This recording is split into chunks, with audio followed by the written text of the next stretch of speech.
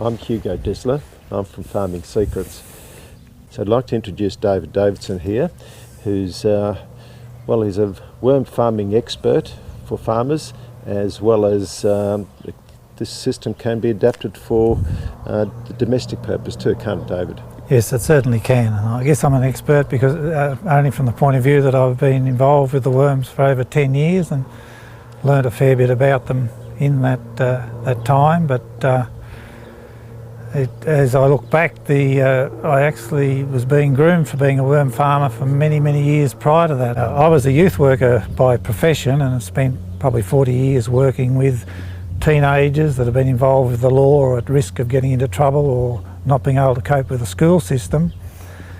And I had a very interesting experience probably 15 years ago now. I was working with a young lad in one of the local secondary colleges. We'll call him Billy, that's not his real name, but Billy was in year 7 and he was a little tiger for getting into all sorts of trouble. He'd been labelled with having ADHD, very angry. If anyone tried to discipline him, he'd give them a mouthful of abuse, and he basically spent most of his time either sitting outside the principal's office or on suspension at home.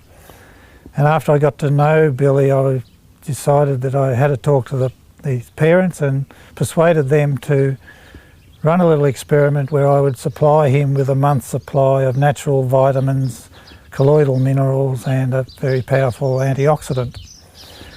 And they agreed to do that, and within a couple of weeks of Billy going on this treatment, his form teacher was able to report that he was a totally different boy.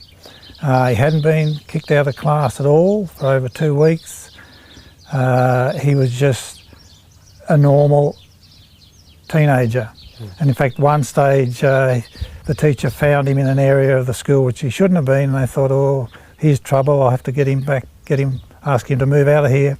And when they did chastise him, he simply apologised and walked off to where he should have been. So it was a total transformation in character and in attitude. And unfortunately, at the end of the treatment, the parents sadly decided they couldn't afford to go on with buying the tablets, which would have been a cost of about $25 a week.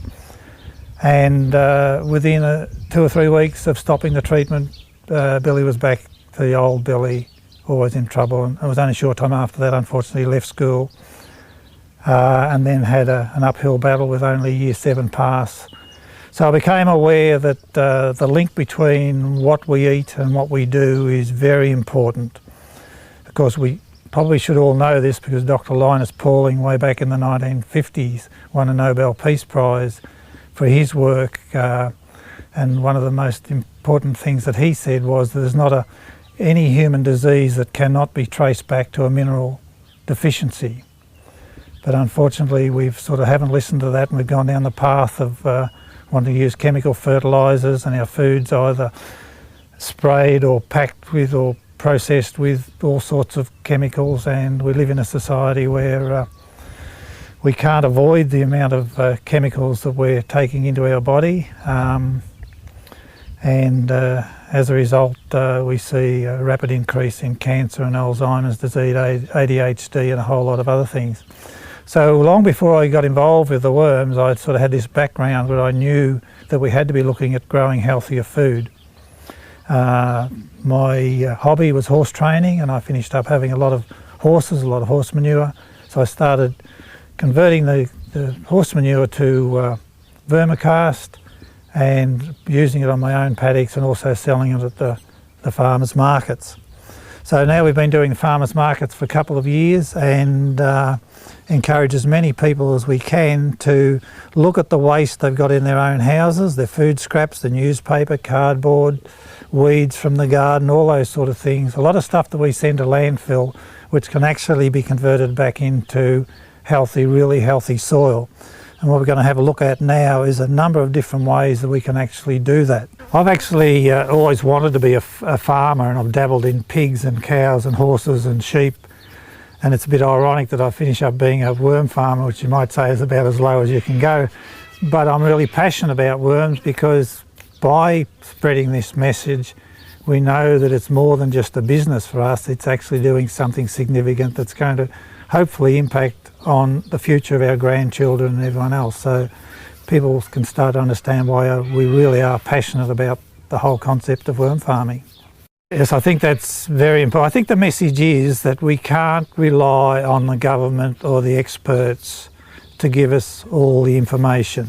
One of the things with these wooden worm boxes that we make, that originally the treated pine always contained arsenic, but then when it was decided that that was a real genuine health hazard, the government put a ban on arsenic, but they allowed the businesses that were making the treated pine to use all their existing stock before they actually stopped the supply of arsenic-laden wood. So we see that whilst the government had our health in mind, they also need to sort of keep on the right side of business, so they allowed something that they knew was bad to be continued to be distributed in the community for quite a few years until all the arsenic timber had been used up.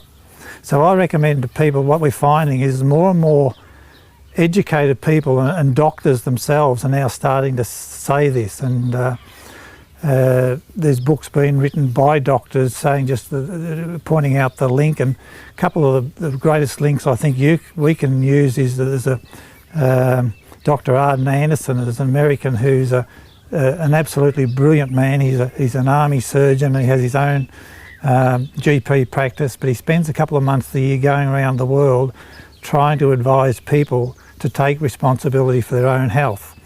And I know Farming Secrets has got a great DVD of Dr. Anderson giving a one-day workshop at Ballarat University just last year. So I'd thoroughly recommend that if people want to educate themselves, listen to people like him, have a look at Dr. Joseph McCullough's Natural Health website, and then weigh up your own decisions, but don't just rely on what you're hearing from the government or even sometimes from your own GP, because whilst they obviously decent people, they are being fed a lot of the information from the drug companies and not being encouraged to look at natural and more alternative types of